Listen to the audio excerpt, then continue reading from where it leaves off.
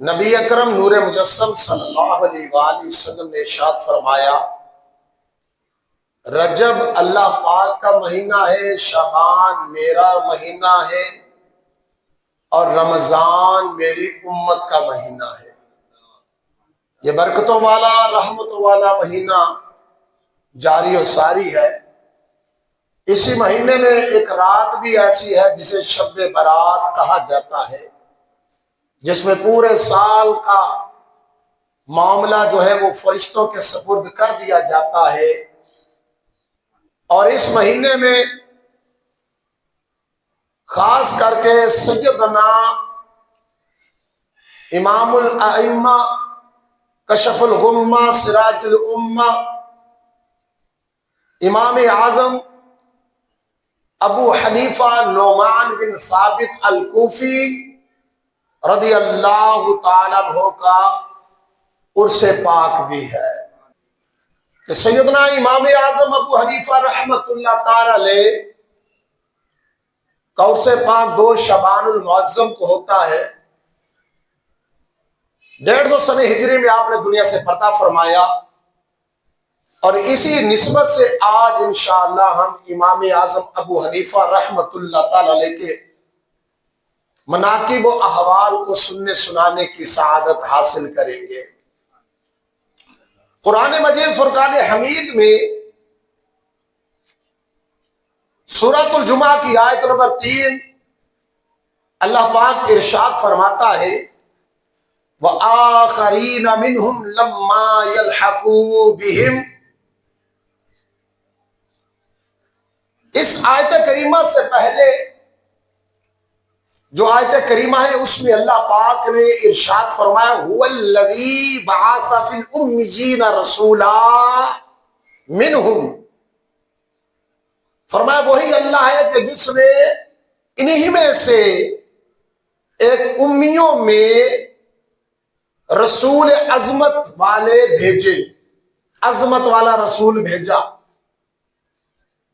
یتلو علیہم آیاتہ، جو ان امیوں پر، ان ان پڑھوں پر اللہ کی آیتیں تلاوت کرتے ہیں، وَيُزَكِّيهِمْ، اور ان کا تزکیہ نفس فرماتے ہیں، وَيُعَلِّمُهُمُ الْكِتَابَ وَالْحِكْمَةَ، اور کتاب و حکمت بھی سکھاتے ہیں۔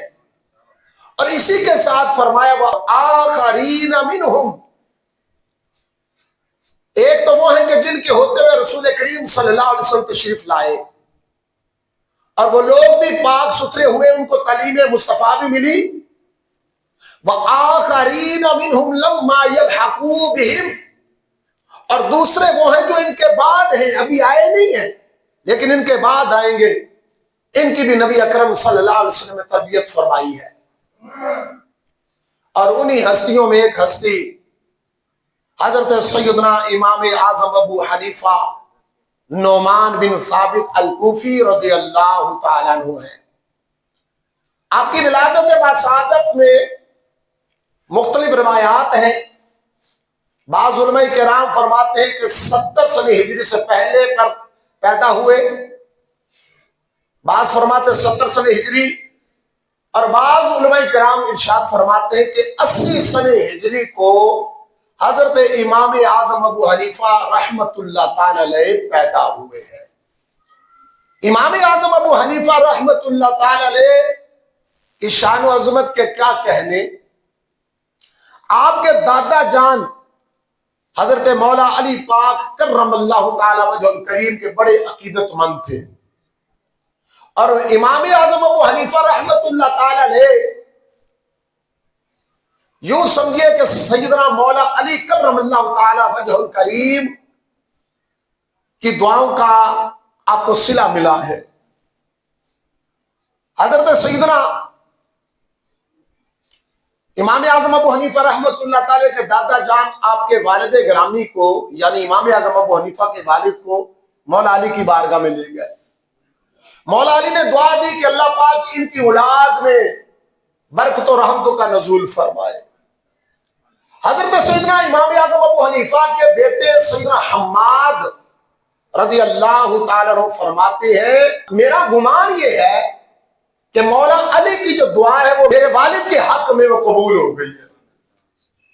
سیدنا امام اعظم ابو حنیفہ رحمت اللہ تعالی علیہ، سبحان اللہ، آپ کا تقوی، پرہیزگاری کیا کہنے، اگر آپ کے علمی مقام کو دیکھتے تو حدیث میں امام، فقہ میں امام، تصوف میں امام، لغت میں امام، علم الکلام میں امام، اسی لیے آپ کا لقب ہے امام اعظم، سبحان اللہ، سب سے بڑے امام۔ اچھا، یہاں جو بولا جاتا نا امام اعظم، اس کا مطلب یہ نہیں کہ غلط فہمی کا شکار نہ ہو جائے کہ معاذ اللہ ثم معاذ اللہ صحابہ کرام سے بھی بڑے ہیں، رسول اللہ صلی اللہ علیہ وسلم سے بھی بڑے ہیں، نہ بھائی نہ۔ یہاں جو کہا جاتا ہوتا ہے امام اعظم، آپ کا جو لقب ہے وہ ہے آپ کے ہم عصر علماء اور آپ کے جو بعد میں آنے والے ہیں علماء، ان سب سے بڑے امام۔ ورنہ تو پھر اس طرح اعتراض تو یہ بھی چلا جائے گا کہ صدیق اکبر، تو کیا نبی اکرم صلی اللہ علیہ وسلم صدیق اکبر نہیں ہے؟ یقیناً ہے۔ تو پھر آپ کا لقب یہ سب سے بڑے صدیق، فاروق اعظم، حضرت عمر پاک کا لقب پاک ہے، تو پھر یہ بھی اعتراض ہوگا کہ حضور صلی اللہ علیہ وسلم فاروق اعظم نہیں ہے؟ یقیناً ہے۔ لیکن یہ جو خصوصیت ہوتی ہے، یہ نسبت جو ہوتی ہے، یہ اضافی لقب ہے، یہ اضافت کے طور پر ہوتا ہے، یعنی اس زمانے میں اور آپ کے بعد میں آنے والے تمام لوگوں کے امام ہیں۔ امام اعظم ابو حنیفہ رحمت اللہ تعالی علیہ کو آپ اندازہ کریں یار، رسول اللہ صلی اللہ علیہ وآلہ وسلم نے کیا شان عطا فرمائی ہے، سبحان اللہ۔ نبی اکرم صلی اللہ علیہ وآلہ وسلم کی شانیں کتنی بڑی ہیں۔ میرے آقا صلی اللہ علیہ وآلہ وسلم نے ارشاد فرمایا، علم اگر ثریا ستارے پر ہوگا تو فارس کا ایک نوجوان اٹھے گا اور وہاں سے بھی علم کو لے آئے گا۔ اور علماء کرام فرماتے ہیں، حنفی علماء نہیں، وہ تو فرماتے ہیں بقیہ مذاہب علماء، شواف حنابلہ وغیرہ، جیسا کہ امام جلال الدین سیوطی شافعی رحمت اللہ تعالی باقاعدہ پوری کتاب امام اعظم ابو حنیفہ رحمت اللہ تعالی کی شان پہ لکھی ہے، اس میں بھی حدیث نقل کی اور فرماتے ہیں کہ یہ حدیث مبارکہ امام اعظم ابو حنیفہ پر ہی سچی آتی ہے۔ ان سے بڑا، اتنا بڑا کوئی فارس میں عالم نہیں پیدا ہوا جتنے بڑے آپ عالم ہیں۔ حضور صلی اللہ علیہ وسلم کیا فرماتے ہیں، اگر علم ثریا ستارے پر بھی ہوگا تو فارس میں سے ایک نوجوان ایسا ہوگا کہ وہاں سے بھی علم کو لے آئے گا، سبحان اللہ سبحان اللہ۔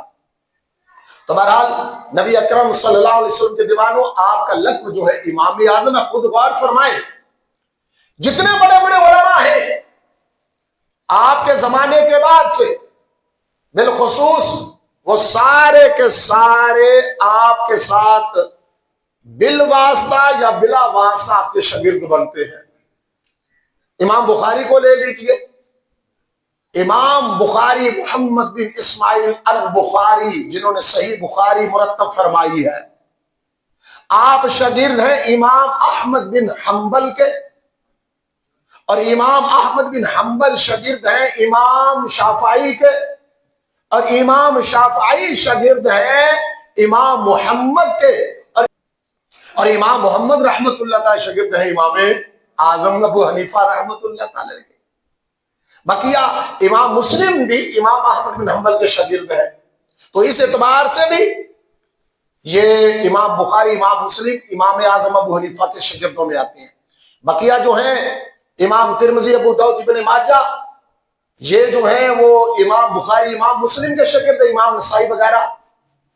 تو آپ جس اعتبار سے بھی دیکھیں، وہ امام دارمی ہو، امام احمد بن حنبل ہو، سیدنا عبداللہ بن مبارک جیسی ہستیاں امام اعظم ابو حنیفہ کے شاگرد ہیں،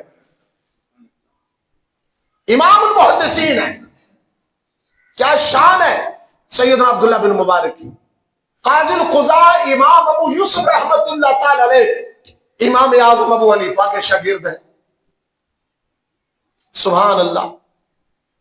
اب غور فرمائیں، تو آپ کو نظر آئے گا کہ ہر ایک کسی نہ کسی واسطے سے جو امام اعظم ابو حنیفہ رحمۃ اللہ تعالی کے بعد علماء کرام دنیا میں تشریف لائے ہیں، وہ کسی نہ کسی طریقے سے امامت امام اعظم ابو حنیفہ کی چھتری کے سائے میں ہے۔ سبحان اللہ، سبحان اللہ۔ حضرت امام اعظم ابو حنیفہ رحمۃ اللہ تعالی کو بڑی شان اللہ نے عطا فرمائی۔ آپ چار بڑے جو فقہائے کرام ہیں، مجتہد علماء، ان میں آپ کا پہلا نمبر آتا ہے۔ چار فقہائے کرام، امام اعظم ابو حنیفہ، امام مالک، امام شافعی اور امام احمد بن حنبل رحمت اللہ تعالی علیہ اجمعین۔ لیکن ان چاروں فقہائے کرام میں سے بھی حضرت امام اعظم کو ایک خاص شرف حاصل ہے۔ وہ شرف کیا حاصل ہے؟ امام اعظم ابو حنیفہ تابعی بزرگ ہیں۔ جی ہاں، آپ تابعی ہیں، یعنی وہ عظیم شخصیت ہے جنہیں صحابہ کی زیارت ملی ہے۔ تابعی اسے کہتے ہیں جنہوں نے صحابہ کی ایمان کی حالت میں کسی ایک صحابی کی زیارت کی اور ایمان کی حالت میں دنیا سے پردہ فرمایا ہو۔ امام اعظم ابو حنیفہ رحمت اللہ تعالی علیہ نے متعدد صحابہ کرام کی زیارت کی ہے۔ بعض علماء کرام یہاں تک فرماتے ہیں کہ 20 صحابہ کرام کی امام اعظم ابو حنیفہ رحمت اللہ تعالی علیہ نے زیارت کی ہے۔ اور تابعی کی فضیلت کیا ہے؟ نبی اکرم صلی اللہ علیہ وآلہ وسلم نے ارشاد فرمایا کہ اللہ پاک نے اس شخص کو جہنم کی آگ پہ حرام فرما دیا ہے جس نے میری زیارت کی ہے یا میرے زیارت کرنے والے کی زیارت کی ہے۔ امام اعظم ابو حنیفہ رحمت اللہ تعالی علیہ نے بصرہ میں صحابی رسول حضرت سیدنا انس بن مالک رضی اللہ تعالیٰ کی زیارت کی۔ کوفہ میں حضرت عبداللہ بن ابی اوفا صحابی رسول رضی اللہ تعالیٰ ان کی زیارت کی۔ مدینہ شریف میں حضرت سیدنا سہل بن سعد صحابی رسول رضی اللہ تعالیٰ کی زیارت کی۔ اور مکہ شریف میں حضرت سیدنا ابو طفیل رضی اللہ تعالیٰ کی زیارت کی، آپ سے ملاقات کی۔ سارے صحابہ میں جنہوں نے آخر میں پردہ کیا دنیا میں سے، وہ حضرت سیدنا ابو طفیل رضی اللہ تعالیٰ عنہ، یہ سارے صحابہ کرام میں سب سے آخر میں انہوں نے وصال فرمایا ہے۔ اتنا آپ کا شان ہے، سبحان اللہ۔ اچھا، یہ وہ نامور صحابہ کرام ہیں جن سے امام اعظم ابو حنیفہ رحمت اللہ تعالی کی ملاقات ثابت ہے۔ باقی آپ نے جو علوم حاصل کیے، سینکڑوں تابعین سے آپ نے علوم حاصل کیے ہیں۔ امام خوارزمی نے ہزاروں کی ان کی تعداد لکھی کہ ہزاروں تابعین ایسے ہیں جن سے امام اعظم ابو حنیفہ رحمت اللہ تعالی علم دین حاصل کیا ہے۔ حضرت سیدنا ابراہیم نخعی سراج الفقہاء رضی اللہ عنہ سے خاص فیض پایا ہے۔ حضرت حماد بن سلیمان رضی اللہ عنہ سے خاص فیض پایا ہے۔ اچھا، امام اعظم ابو حنیفہ کو اپنے استاد گرامی حضرت حماد بن سلیمان سے اتنی محبت تھی کہ اللہ نے آپ کو بیٹا دیا تو امام صاحب نے اپنے پتر کا نام بھی اپنے استاد گرامی کے نام پہ رکھا۔ آپ فرماتے ہیں جب تک میرے استاد گرامی حضرت حماد رحمت اللہ تعالی دنیا میں جلوہ گر رہے، اس وقت تک میں آپ کی بارگاہ میں حاضری دیتا رہا، باقاعدہ جا کر آپ سے علم دین حاصل کرتا رہا۔ لوگوں نے پوچھا، امام پاک آپ اتنے بڑے عالم کیسے بن گئے؟ اب حدیث کے، تفسیر کے، فقہ کے، آپ نے فرمایا اس کی بنیادی وجہ تو اللہ کا فضل و کرم ہے۔ اس کے بعد میں نے علم دین سیکھنے میں شرم محسوس نہیں کی اور اسی کو بتانے میں کنجوسی نہیں کی۔ مجھے مسئلہ درپیش ہوا ہے، میری سمجھ میں نہیں آیا تو میں نے اس بات پہ شرم نہیں کی کہ میں بقیہ علماء سے کیوں پوچھوں، میں دوسروں کے پاس کیوں جاؤں، اور میرے پاس اگر کوئی سیکھنے کے لیے آیا ہے تو میں نے کنجوسی نہیں کی، اسے بتانے میں دل کھول کے میں نے علم دین بتایا ہے۔ اس لیے اللہ پاک نے مجھے یہ مرتبہ عطا فرما دیا ہے۔ میرے محترم عاشقان رسول، بیان کیا جاتا ہے تقریباً 4000 کے قریب آپ کے اساتذہ کرام ہیں جن سے امام اعظم ابو حنیفہ نے حدیث پاک لی ہے۔ 4000 تابعین ہیں جن میں صحابہ اور تابعین ہیں، اور تفسیر کا آپ نے خاص علم حاصل کیا اور مختلف علوم کو جمع کیا ہے۔ آپ کے ایک استاد ہیں حضرت سلیمان بن اعمش رضی اللہ تعالیٰ عنہ، آپ کے پاس مسئلہ پوچھنے کے لیے کوئی آیا آپ کے استاد گرامی کے پاس، تو انہوں نے امام اعظم ابو حنیفہ رحمۃ اللہ تعالی علیہ آپ کے پاس ہی بیٹھے تھے، تو انہوں نے کہا کہ ان سے پوچھ لیں، کوئی کام ہوگا استادوں نے کوئی اور کام لگ پڑے ہوں گے۔ تو امام اعظم ابو حنیفہ رحمۃ اللہ تعالی علیہ انہوں نے مسئلہ بیان کیا، اور وہ شخص پھر حضرت سلیمان بن اعمش رضی اللہ عنہ کے پاس آیا اور کہا آپ کے شاگرد نے جو مجھے بتایا ہے، وہ شخص حضرت ابن اعمش کے پاس آیا، یہ مسئلہ بتایا۔ اب وہ حضرت امام ابن اعمش بڑے مشہور ہے، محدث ہے، وہ امام اعظم کو بلائے کہ یہ مسئلہ کہاں سے آپ نے لیا؟ تو امام اعظم ابو حنیفہ رحمۃ اللہ تعالی فرماتے جو حضور آپ سے لیا، مجھے پتہ نہیں آپ نے مجھ سے کیسے لیا؟ فرمانے لگے آپ نے مجھے فلاں حدیث بیان کی ہے، اس حدیث میں یہ مسئلہ ثابت ہوتا ہے۔ بڑے حیران ہوئے، تقریباً 100 حدیثیں ادھر بیٹھے بیٹھے سندن اور متنن امام اعظم ابو حنیفہ نے اپنے استاد گرامی کو سنا دی زبانی۔ وہ بڑے حیران ہوئے اور فرمانے لگے ہمارا کام تو ڈاکیے والا تھا، اصل تو آپ کا کام ہے۔ اور بعض یوں ملتا ہے کہ آپ نے فرمایا ہمارا کام تو پنساریوں والا ہے، کہ جڑی بوٹیاں ہم اکٹھی کر کے رکھتے ہیں جیسے پنساری ہوتا ہے، اصل کام تو طبیب کا ہوتا ہے، کس کو کتنی کیا دینی ہے۔ فرمایا ہم نے تو حدیثیں جمع کی، اصل کام تو آپ نے کیا اسے مسائل کو نکالا۔ سبحان اللہ سبحان اللہ۔ امام اعظم ابو حنیفہ رحمۃ اللہ تعالی علیہ آپ کے پاس دین کے کئی صندوق موجود تھے جس میں آپ نے لکھ لکھ کر مسائل شریعہ رکھے ہوئے تھے۔ ہم ایسے نہیں امام اعظم کو مانتے۔ سبحان اللہ سبحان اللہ۔ صرف آپ کی جو کتاب ہے کتاب الآثار، جو سیدنا امام ابو یوسف رحمۃ اللہ تعالی سے نقل کی جاتی ہے، آپ نے جو اس کے اندر حدیثیں ہیں ان حدیثوں کو جانتے کتنی حدیثوں سے چنا ہے؟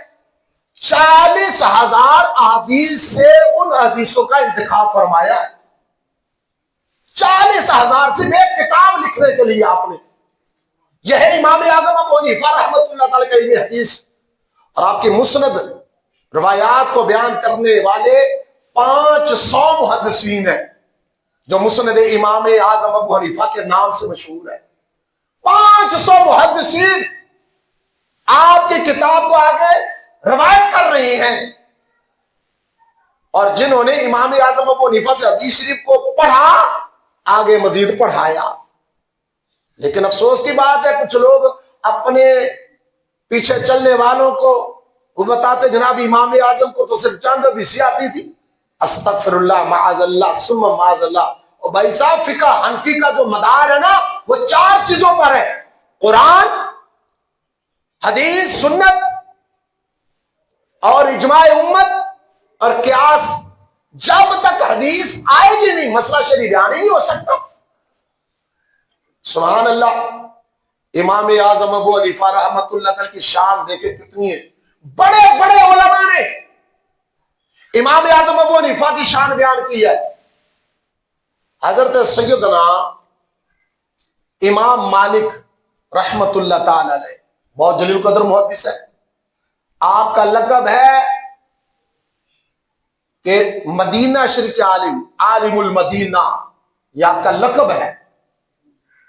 بڑے بڑے بادشاہ عمرہ آپ کی بارگاہ میں حاضریاں دیا کرتے، اور آپ حدیث بیان نہیں کرتے ہوتے تھے، آپ کی لونڈی جو ہوتی نا وہ ان کو آپ نے بتایا آنے والے سے پوچھیں یہ مسئلہ شرعی پوچھنے آیا ہے یا حدیث پوچھنے آئے ہو۔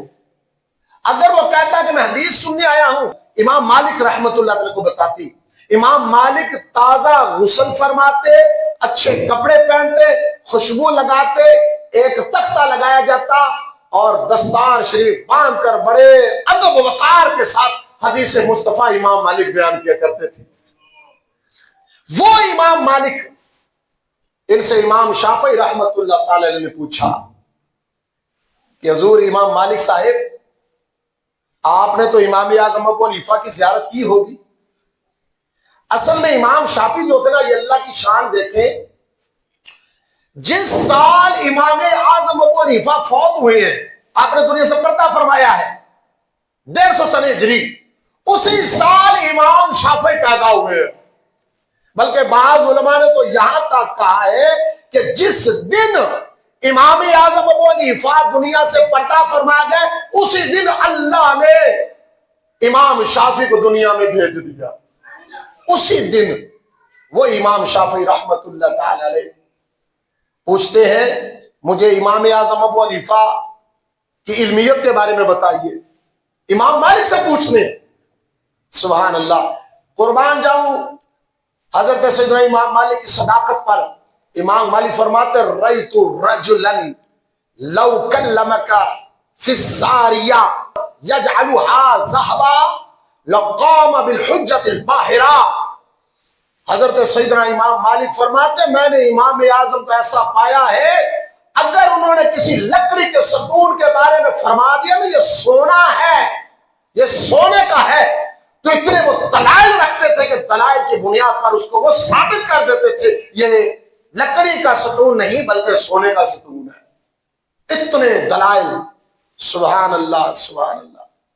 امام شافعی رحمت اللہ تعالی علیہ، کیا بات ہے آپ کی۔ حضرت امام شافعی رحمت اللہ تعالی خود امام اعظم ابو حنیفہ سے کتنی عقیدت رکھتے تھے۔ اچھا، جب آپ جاتے نا سیدنا امام اعظم ابو حنیفہ رحمت اللہ تعالی کے مزار پر انوار پر، بغداد شریف میں آپ کا مزار ہے، امام شافعی جاتے تو کیونکہ آپ کا مسلک کا مذہب یہ ہے کہ رفع دین کرنا نماز میں یہ سنت ہے امام شافعی کا، اور امام اعظم ابو حنیفہ رحمت اللہ تعالی کا فتویٰ یہ ہے کہ رسول اللہ صلی اللہ علیہ وسلم سے منع فرما دیا، اب رفع دین کرنا سنت نہیں ہے۔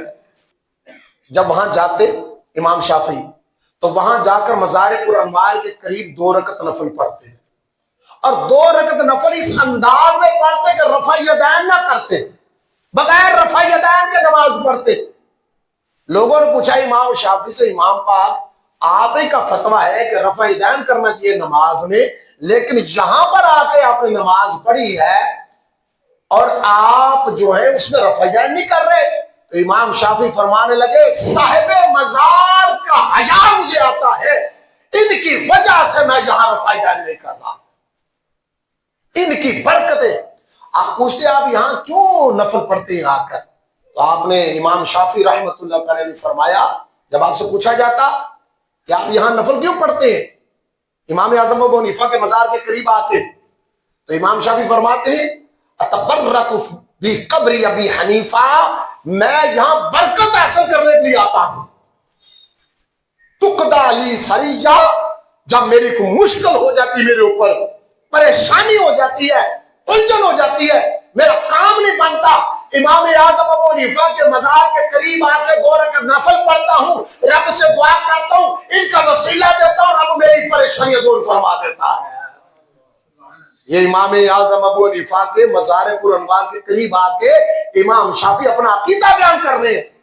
مزاروں پہ حاضریاں دینا، وہاں فاتحہ خوانی کرنا، ان نیک لوگوں کے وسیلے سے رب سے مانگنا، وہاں تلاوت قرآن کرنا، نفل پڑھنا، یہ آج کا طریقہ نہیں ہے، یہ صدیوں پرانا امام شافعی جیسی ہستیوں کا بھی طریقہ ہے۔ سبحان اللہ۔ امام شافعی سے پوچھا گیا علم کے حوالے سے کہ آپ سے پوچھا گیا امام اعظم کا علم آپ کیا سمجھتے، امام شافعی سے پوچھا گیا تو امام شافعی نے فرمایا، الناس عیال لابی حنیفہ فی الفقہ۔ آپ فرماتے یہ جتنے بھی بڑے بڑے علماء ہیں نا، فقہ کے اندر شرعی مسائل بیان کرتے مفتی ہیں، یہ بڑے بڑے جتنے بھی ہیں، یہ سارے کے سارے علماء فقہ میں امام اعظم ابو حنیفہ کا خاندان ہے۔ کیونکہ ساری کمائی تو امام اعظم ابو حنیفہ نے کی ہے، انہوں نے اصول مرتب کر دیے ہیں، اور بعد میں آنے والوں نے ان اصولوں کو لیا اور وہاں سے پھر علم دین سیکھا اور آگے سکھانا شروع کر دیا۔ سبحان اللہ۔ وہ جانتے ہیں انہوں نے قرآن و سنت سے جو اخذ کیا ہے امام اعظم ابو حنیفہ رحمت اللہ تعالی علیہ، وہ 5 لاکھ مسائل اصولی طور پہ وضع کیے۔ بعض علماء کہتے ہیں کہ جناب والا 30,000 یا 40,000۔ امام ابو یوسف رحمت اللہ تعالی فرماتے 83,000 مسائل امت کو نکال کے امام اعظم ابو حنیفہ نے دیے ہیں۔ لیکن بعض علماء فرماتے 5 لاکھ مسائل دیے، 5 لاکھ امت کو مسائل دیے، نکاح کے مسائل، طلاق کے مسائل، زراعت کے مسائل، کھیتی باڑی کے مسائل، اولاد کی تربیت کے مسائل، شفا کے مسائل، سلم کے مسائل، ربا کے مسائل، سود جبے کے مسائل، شراب کے مسائل، کہ شراب سے دوائی کا علاج کرنا کیسا، جائز میں جائز، قاضیوں کے مسائل، رضاعت کے مسائل، بچہ یتیم ہو گیا اس کی پرورش کون کرے گا، اس کے مسائل، مسجد بنانے تو اس کے مسائل، امام کو کھڑا کرنا اس کے مسائل، مقتدی نے کھڑے ہونا اس کے مسائل، مسجد کے چندوں کے مسائل، 5 لاکھ تقریباً مسائل امام اعظم ابو حنیفہ نے اصولی طور پہ وضع کیے۔ اچھا یہاں سے یہ مت کوئی سمجھ بیٹھے، یہ تھوڑا الجھن کیا جاتا ہے کہ بھئی مسائل تو اللہ پاک کہ رسول صلی اللہ علیہ وسلم نے عطا فرما دی، تو آپ امام اعظم کے مسائل کے بیان کیے جائیں۔ او بھائی صاحب، امام اعظم ابو حنیفہ رحمت اللہ تعالی نے اپنی طرف سے نہیں نکالے، امام اعظم ابو حنیفہ رحمت اللہ تعالی خود فرماتے ہیں میرا اصول یہ ہے کہ سب سے پہلے مسئلہ میں قرآن میں دیکھتا ہوں۔ ظاہر ہے کہ مفتی کے پاس جب آئیں گے وہ مسئلہ تو دیکھے گا نا، اگر مجھے قرآن سے نہیں ملتا تو میں سنت مصطفیٰ سے دیکھتا ہوں، حضور صلی اللہ علیہ وسلم کی سیرت طیبہ سے دیکھتا ہوں، آپ کے فرمان، آپ کے اقوال، آپ کے افعال، آپ کے سامنے کسی نے کام کیا حضور نے منع نہیں کیا، ان ساری چیزوں کو دیکھتا ہوں، اور اگر حضور صلی اللہ علیہ وآلہ وسلم کے فرمان و اقوال سے بھی نہیں مل رہا، افعال سے بھی وہ مسئلہ حل نہیں ہو رہا، تو پھر میں صحابہ کی سیرت طیبہ کو دیکھتا ہوں، صحابہ کی زندگی کو دیکھتا ہوں، وہ کیا عمل کرتے تھے، اس پر کیا فتویٰ دیتے تھے۔ اگر صحابہ کی زندگی سے بھی نہ مسئلہ مجھے ملے، صحابہ اکرام کی سیرت سے بھی مسئلہ نہ ملے، تو پھر میں اپنا اجتہاد کرتا ہوں، اور مجتہد اپنا اجتہاد کر سکتا ہے۔ نبی اکرم نور مجسم صلی اللہ علیہ وآلہ وسلم کا بڑا واضح فرمان ہے کہ جو مجتہد ہوتا ہے اگر وہ صحیح مسئلہ بیان کر دے تو اس کو 2 گنا ثواب ملتا ہے، اور اگر اس سے بتقاضۂ بشریت بڑی اس نے کوشش کی لیکن اس کے باوجود وہ مسئلہ اس سے صحیح طرح حل نہیں ہو سکا تو پھر بھی مجتہد کو 1 گنا ثواب ملتا ہے۔ سبحان اللہ۔ حضرت سیدنا امام موفق بن احمد مکی نے المناقب میں لکھا ہے ابو حنیفہ اول من دون علم حاضر شریعہ، امام اعظم ابو حنیفہ وہ پہلی ہستی ہے جنہوں نے اس شریعت کے علم کو مدون کیا ہے، ایک جگہ جمع کیا ہے، تدوین فرمائی ہے، شرعی مسائل بیان کیے ہیں۔ صحابہ کو تو حاجت نہیں تھی، وہ تو حضور سے ڈائریکٹ لیتے تھے اور عمل کر لیتے تھے، اس وقت لکھنے کا اتنا رواج بھی نہیں تھا کیونکہ اس وقت زیادہ اہتمام تھا قرآن کو لکھنے کا جیسا حضور نے ارشاد فرمایا، لیکن کوئی صحابہ حضور کی حدیثیں لکھا کرتے تھے، اکثر زبانی یاد تھا، وہ کتابی شکل نہیں تھی۔ تو امام موفق بن احمد مکی رحمت اللہ تعالی علیہ المناقب میں ارشاد فرماتے ہیں کہ سب سے پہلے جنہوں نے دین کو لکھا ہے اس ہستی کو امام اعظم ابو حنیفہ کہتے ہیں۔ سبحان اللہ، سبحان اللہ۔ اچھا موطا امام مالک کہا جاتا حدیث میں سب سے پہلے کتاب لکھی گئی، لیکن نہیں، اس سے پہلے کتاب الآثار لکھی گئی حدیث میں، اور موطا امام مالک رحمت اللہ تعالی علیہ جو ہے، امام مالک نے بھی امام اعظم ابو حنیفہ کی ترتیب پر حدیثوں کو جمع کیا ہے، اسی انداز میں جس طرح امام اعظم ابو حنیفہ نے حدیثیں جمع فرمائی، ابواب بندی کی، فصلیں بنائی، اسی طرح امام مالک نے بھی ابواب بندی فرمائی ہے۔ سبحان اللہ، سبحان اللہ۔ امام اعظم ابو حنیفہ، کیا بات ہے آپ کی، یہ پوری امت پر آپ کا احسان ہے کہ آپ نے انداز لوگوں کو دیا اور شرائط طے کی اور جناب والا اصول و ضوابط بنائے، ورنہ تو ہر بندہ جو چاہتا جس طرح چاہتا کر لیتا۔ تو فقہ کی ضرورت کیوں پڑی؟ اس لیے پڑی نا، جب نئے نئے لوگ مسلمان ہوئے جو عربی نہیں تھے، عربی جانتے نہیں تھے، اب وہ کیسے عمل کریں گے؟ ان کے لیے پھر اصول و ضوابط ایسے مرتب کر دیے گئے۔ سبحان اللہ، سبحان اللہ۔ قیامت سے پہلے ایسا ہوگا کہ علماء جو ہیں وہ علم دین اٹھا لیا جائے گا۔ اب علم دین اٹھانے کے حوالے سے نبی اکرم صلی اللہ علیہ وسلم جو وضاحت فرمائی ہے وہ یہ ہے، ان اللہ لا یقبض العلم انتزاعا، ایسا نہیں ہوگا کہ سینوں سے علم کو کھینچ لیا جائے گا، ینتزع بقلوب الرجال، بندوں کے سینوں سے، دلوں سے، بلکہ ہوگا کیا، بل ینتزع بموت العلماء، بلکہ علماء دنیا سے پردہ کر جائیں گے، لوگ ان سے سیکھیں گے نہیں، اور اس طرح علم بھی ان کے سینوں کے ساتھ ہی قبروں میں دفن ہو جائے گا۔ یہ آج اللہ پاک کے بھی ہمارے اوپر بڑی کرم نوازیاں ہیں، ان میں یہ بھی ہے، علماء کرام الحمدللہ بکثرت ہے، ہمیں علم دین سیکھنے کا موقع ملتا ہے، ہم جمعہ پڑھتے ہیں، بیان سنتے ہیں، کبھی محافلیں ہوتی ہیں، کبھی محفل میلاد، کبھی محفل 11ویں، کبھی ختم پاک، مختلف سلسلے ہوتے ہیں جس پر علماء کرام تشریف لاتے ہیں، ہمیں بیانات سناتے ہیں، علم دین سکھاتے ہیں۔ اللہ اکبر کبیرہ۔ تو میں عرض کر رہا تھا، مسند خوارزمی میں ہے، امام اعظم ابو حنیفہ رحمۃ اللہ تعالی کے حوالے سے لکھتے ہیں، ان الامام اجتمع معه 1000 من اصحابہ، جب امام اعظم ابو حنیفہ نے یہ مسائل کو لکھنا شروع کیا تو کیا 2-4 بندے تھے؟ یہاں ایک بندہ اس کے پیچھے لگا نا، ہم یہاں اس وقت بیٹھے ہیں مسجد میں، ٹھیک ہے، تعداد ہے، وہ 4 بندے ہو، 5 بندے ہو، 20 ہو، 40 ہو، 100 ہو، 200 بندہ ہو، تو کہنا میرے نہ لینا بندہ ہے۔ ہاں جی، امام اعظم اتنے بڑے خود امام ہیں، لیکن جب آپ نے فتویٰ دینا تھا، لکھنا تھا، تو فرماتے اس وقت آپ کے ساتھ 1000 بندہ تھا، 1000 بندہ، 1000 بندہ عالم تھا، اور اپنے اپنے فن کے وہ بڑے ماہر علماء تھے، وہ ریسرچ بورڈ آپ نے بنایا تھا۔ امام شافعی نے جو فقہ ترتیب دی اکیلے نے، امام احمد نے اکیلے نے، امام مالک نے اکیلے نے، بقیہ علماء اکیلے نے، لیکن مبارک ہو تمہیں حنفیوں، تمہاری فقہ جو ہے ایک بندے نے نہیں، یہ شورائی نظام کے تحت ہوئی ہے، 1000 بندہ کا ایک پینل بنا ہے، اور بڑے بڑے علماء ہیں، جانتے ہیں کون کون ہے؟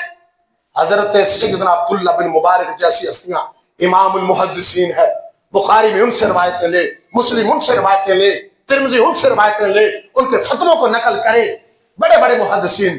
قاضی القضاء، اسلام کے سب سے بڑے چیف جسٹس حضرت قاضی ابو یوسف یعقوب رحمت اللہ تعالی علیہ، امام قضاء کے اتنے بڑے امام، خلیفہ الرشید نے سب سے پہلے قاضی القضاء کا یہ عہدہ، چیف جسٹس کا عہدہ نکالا، تو سب سے پہلے اسلام کے قاضی چیف جسٹس جو بڑے قاضی القضاء وہ امام ابو یوسف ہے، آپ کی محفل میں ہوتے ہیں، بہت بڑے محدث، لغت کے امام، فن کے امام، فقہ کے امام، حدیث کے امام، امام محمد، آپ کے شاگرد محمد بن حسن شیبانی رحمت اللہ تعالی جو امام شافعی کے بھی استاد ہیں، حضرت سیدنا حافظ صوفیوں کے بڑے امام، ابراہیم بن ادم رحمت اللہ تعالی صوفیوں کے امام، حضرت امام ظفر رحمت اللہ تعالی فقہا کے امام، آپ دیکھتے جائیں، امام حسن فقہا کے امام، یعنی ایک ایک بندے کو دیکھیں تو اپنی اپنی جگہ پر جو امام اعظم ابو حنیفہ کے اس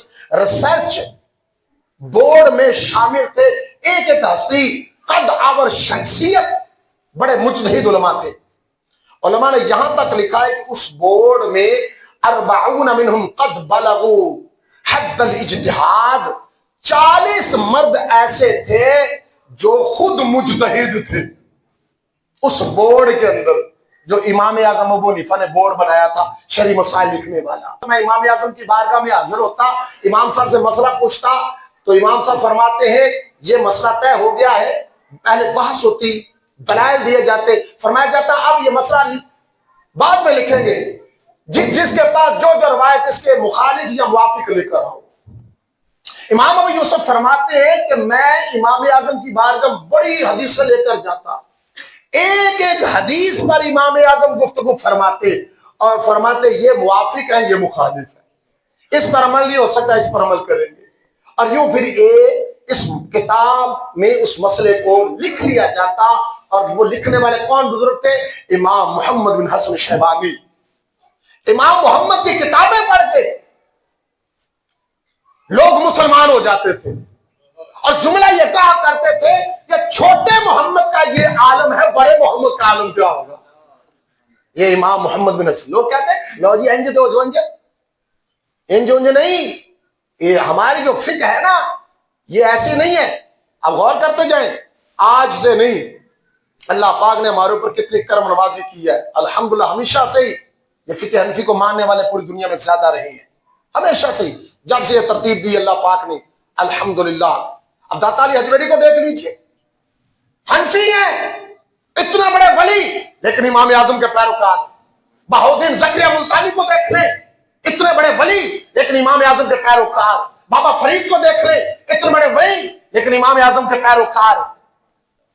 عرض کر رہا ہوں یہ بڑی بڑی ہستیاں کو دیکھیں آپ، مجدد الفسانی رحمت اللہ تعالی علیہ، اتنے بڑے شیخ نقشبندیوں کے پیشوا، اور جناب امام اعظم ابو حنیفہ کے پیروکار ہیں۔ جب اتنی بڑے بڑے ہستیاں وہ کہہ رہے ہیں ان بابوں کے بنا ہمارا گزارا نہیں، اور آج جملے نکل رہے باب دشائی کو نہیں، یہ جملہ انتہائی خطرناک ہے، گمراہ کن جملہ ہے۔ اگر آپ ان بزرگوں کو بیچ میں سے نکال لیں گے تو آپ کے پلے کیا رہے گا؟ کچھ بھی نہیں رہے گا۔ داتا صاحب رحمت اللہ تعالی علیہ فرماتے ہیں، حضرت یحییٰ بن معاذ کشف المحجوب میں داتا صاحب فرماتے ہیں، اور 1000 سال پہلے کی لکھی ہوئی کتاب ہے، داتا صاحب آج کے تھوڑی ہے۔ تیرا میں میرا جو مذہب ہے سنیوں، یہ 400-500 سال پرانا نہیں ہے، یہ اس وقت سے ہے جب سے آمنہ کا چاند طلوع ہوا ہے۔ داتا صاحب فرماتے ہیں، امام یحییٰ بن معاذ رازی رحمت اللہ تعالی علیہ فرماتے ہیں کہ رسول اللہ صلی اللہ علیہ وسلم کی خواب میں مجھے زیارت ہوئی، میں نے حضور کی بارگاہ میں ہاتھ جوڑ کے عرض کیا اینا اطلبک، یا رسول اللہ میں آپ کو کہاں ڈھونڈوں، کس مقام پہ جاؤں، کس عالم دین کی بارگاہ میں جاؤں، کس مفتی کے فتوے پر عمل کروں تو میں آپ کی بارگاہ میں پہنچ سکتا ہوں؟ داتا صاحب فرماتے ہیں کہ حضرت یحییٰ بن معاذ رازی رحمت اللہ تعالی علیہ کو نبی اکرم صلی اللہ علیہ وسلم نے خواب میں ارشاد فرمایا، عندہ علم ابی حنیفہ، چاہتا ہے میرے قدموں میں حاضر ہونا تو ابو حنیفہ کے فتوے پہ عمل کر۔ داتا صاحب ہری گاری گل لکھ سکتے ہیں؟ سبحان اللہ۔ محدث دہلوی، شاہ ولی اللہ محدث دہلوی رحمت اللہ تعالی، داتا صاحب رحمت اللہ تعالی، ان کی کتابیں پڑھیں آپ کو پتا چلے یہ کیا فرما رہے ہیں۔ یہ یہی فرما رہے ہیں کہ جناب والا امام اعظم ابو حنیفہ رحمت اللہ تعالی کے فتوے پہ عمل کر رہے ہیں۔ اور اچھا یہ دیکھیں، اپنے اپنے دور کی بات آپ دیکھ لیں، داتا صاحب رحمت اللہ تعالی علیہ بھی، اور اس میں اسی طرح بہت سارے علماء نے لکھا، اپنے اپنے زمانے میں لکھا، کوئی 700 سال پرانی بات لکھ رہا ہے کہ اس دور میں لکھ رہا ہے کہ اس وقت امام اعظم ابو حنیفہ کی فقہ پر عمل کرنے والے زیادہ لوگ ہیں، کوئی 600 سال پہلے لکھ رہا ہے، کوئی 400 سال پہلے لکھا ہے۔ آج بھی سروے ہے، آج بھی تحقیق یہی ہے کہ اس وقت بھی روئے زمین پر سب سے زیادہ ان مسائل پر عمل لوگ کر رہے ہیں جو امام اعظم ابو حنیفہ نے فتویٰ دیا ہے۔ اپنے شہر کو دیکھ لیں، اپنے گاؤں کو دیکھ لیں، احناف زیادہ ہیں یا دوسرے؟ احناف زیادہ ہیں، امام اعظم ابو حنیفہ کے فتوے پر عمل کرنے والے زیادہ ہیں۔ اگر یہ اتنا ہی غلط ہوتا تو اللہ پاک کبھی اس کو اتنا عروج عطا نہ فرماتا۔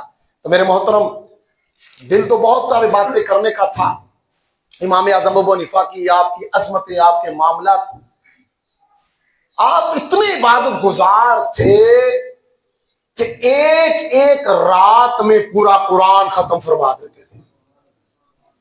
امام ابو یوسف رحمۃ اللہ تعالیٰ فرماتے ہیں کہ امام اعظم 62 قرآن پاک رمضان اور عید والے دن میں مکمل کرتے تھے۔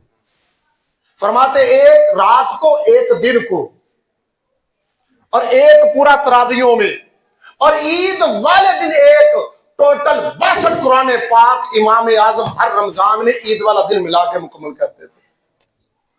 امام اعظم ابو حنیفہ رحمۃ اللہ تعالی علیہ آپ کی زندگی کا ایک عرصہ دراز 40 سال سے زیادہ علماء بیان کرتے ہیں کہ عشاء کے وضو سے فجر کی نماز آپ نے ادا کی ہے۔